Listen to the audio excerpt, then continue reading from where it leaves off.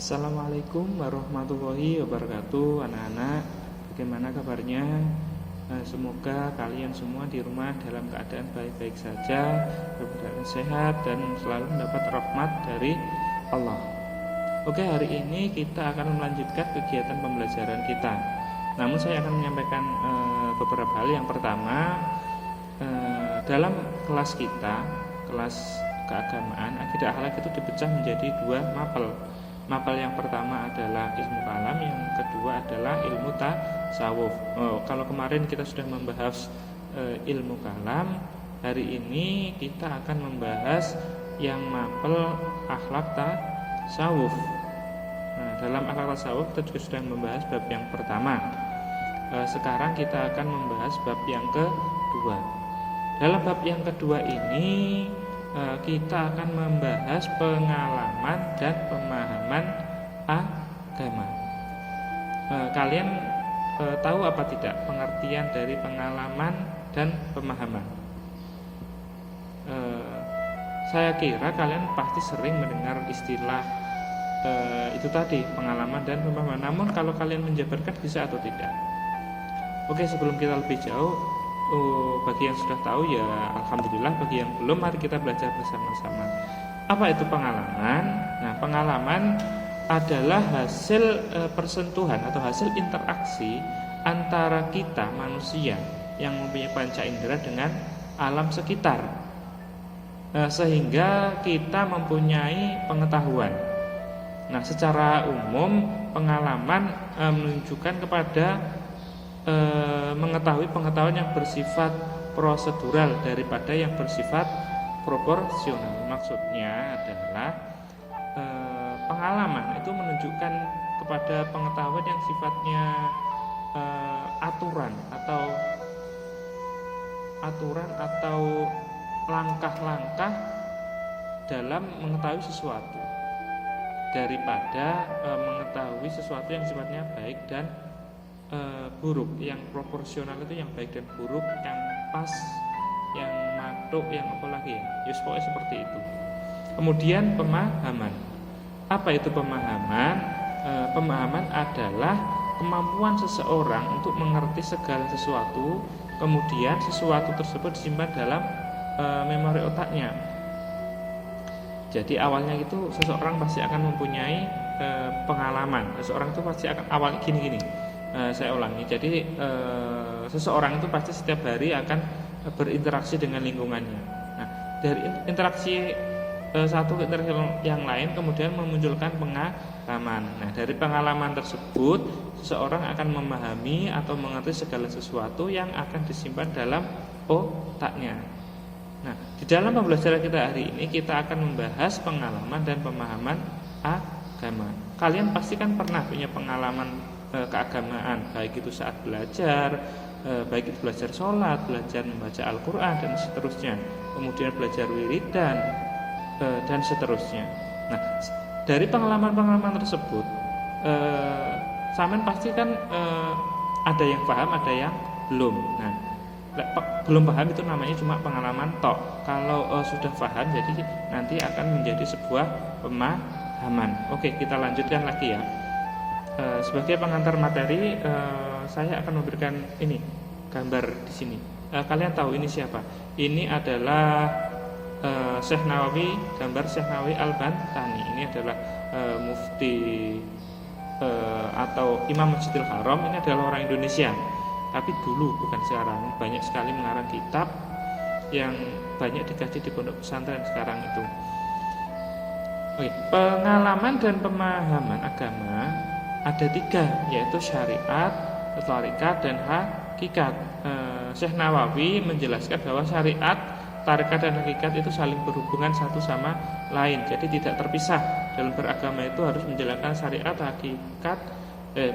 syariat, tarikat, dan hakikat. Loh, syariat itu angel, kok ditambah tarikat dan hakikat? Ya jangan angel, tapi kita harus tetap berusaha ya. Oke, untuk mempermudah pemahaman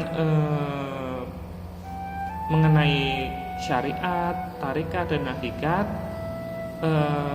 Syekh Nawawi ini memperumpamakan bahwa syariat itu adalah sebuah kapal, kemudian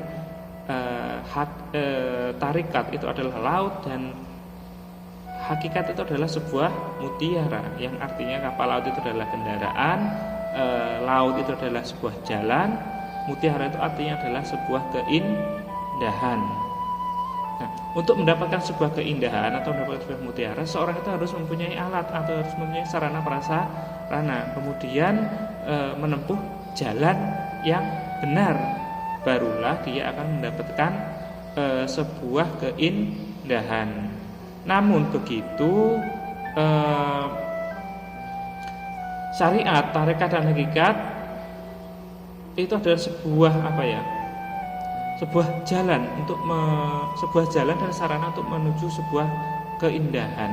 Nah, untuk mendapat sebuah hakikat atau sebuah keindahan, sebuah mutiara, itu harus dibarengi dengan syariat dan hakikat. Jadi mustahil seseorang itu mendapatkan sebuah keindahan tanpa mempergunakan sarana dan menempuh jalan yang benar. Karena hakikat tanpa syariat atau sarana atau keindahan tanpa sarana dan prasarana itu akan menimbulkan sebuah kesalahan. Saya ulangi, karena hakikat tanpa syariat akan menimbulkan sebuah kerusakan atau kebatilan. Jadi menempuh jalan pintas itu ya tidak benar, tidak bagus. Sedangkan syariat tanpa tarekat dan hakikat merupakan sebuah hal yang sia-sia. Jadi cuma menggeluti melakukan aturan-aturan yang mempersiapkan aturan-aturan atau mempersiapkan alat saja tanpa tujuan, tanpa punya itu juga akan sia-sia. Oke, untuk mempermudah kita bahas satu-satu ya. Apa itu syariat, apa itu hakikat, dan apa itu hakikat. Apa itu syariat, saya ulangi, apa itu syariat, tarikat, dan hakikat. Oke, syariat. Secara bahasa, syariat memiliki arti memulai, jelas, terang, peraturan, undang-undang, ataupun hukum. Nah, secara istilah yang dimaksud oleh seorang yang bernama Ali bin Al-Hani, syariat adalah perintah atau larangan Allah yang bersifat taklif. Ya, taklif itu maksudnya adalah tuntunan atau tuntutan beribadah yang dibebankan kepada makhluk. Makhluk di sini ya semua, bukan hanya manusia, mulai dari manusia, hewan, tumbuhan, jin, semuanya harus beribadah. Sedangkan menurut Syekh Nawawi, yang dimaksud syariat adalah hukum-hukum Allah yang dibawa Rasulullah supaya diamalkan oleh umatnya, yang meliputi perkara itu mubah, wajib, haram, makruh.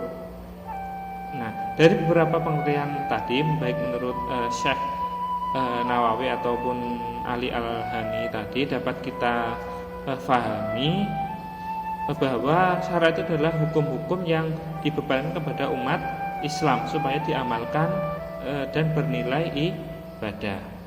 Oke, kesimpulannya syariat itu adalah hukum-hukum yang harus kita penuhi, hukum-hukum ibadah. Singkatnya adalah fikih, hukum fikih maksudnya. Oke, selanjutnya kita akan membahas apa itu tarekat. Apa itu pengertian tarekat? Nah, ini ada gambar seorang yang menari sufi. Ini adalah sebuah tarekatnya Jalaluddin Ar-Rumi ini di Aleppo di Syria sana ini. Oke, pengertian tarekat secara bahasa, tarekat berarti jalan, aliran, keadaan, garis pada sesuatu. Jadi tarekat adalah jalan atau metode setelah syariat yang digunakan untuk lebih mendekatkan diri kepada Allah.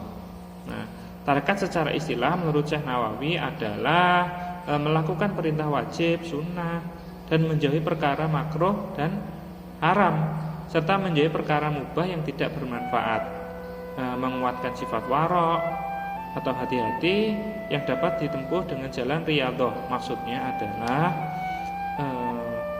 tarekat itu adalah sebuah cara atau sebuah jalan kita untuk mendekatkan diri kepada Allah.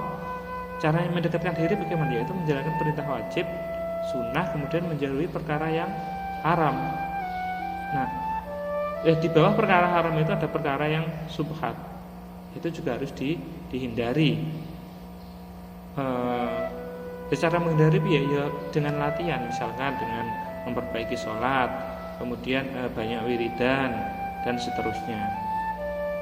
Oke, itu adalah tarekat. Jadi kesimpulannya, tarekat adalah sebuah jalan yang digunakan atau yang ditempuh oleh seseorang untuk mendekatkan diri kepada Allah dengan cara menjalankan hukum dan berhati-hati dalam menjalani kehidupan disertai dengan latihan-latihan. Oke, selanjutnya adalah hakikat. Apa itu hakikat? Secara bahasa bermakna kebenaran, kenyataan, keaslian, arti yang sebenarnya, arti yang lebih dalam, dan seterusnya. Sedangkan secara istilah, hakikat ialah makna terdalam dari perjalanan spiritual syariat dan tarekat yang diperoleh dari Allah. Jadi setelah menjalankan syariat secara benar, kemudian ditempuh dengan tarekat dengan latihan-latihan, kemudian menjalankan hidup yang waro, yaitu menjauhi perkara yang subhat, yang makruh, seseorang itu akan menemukan sebuah keindahan dalam beragama. Itulah pengertian dari sebuah hakikat beragama. Mungkin itu saja yang bisa kita pelajari hari ini, yaitu syariat, tarekat, dan hakikat. Kesimpulannya adalah bahwa baik itu syariat, tarekat, dan hakikat, ketiganya harus berjalan beriringan, meskipun pada suatu saat nanti akan terlihat seolah-olah bertentangan. Namun sebenarnya tidak. Sekali lagi, semuanya itu akan berjalan beriringan. Kalau tidak berjalan beriringan, nanti pasti akan menimbulkan kekacauan atau kebatilan. Dari saya, wallahul muwaffiq ila aqwamit thoriq. Wassalamualaikum warahmatullahi wabarakatuh.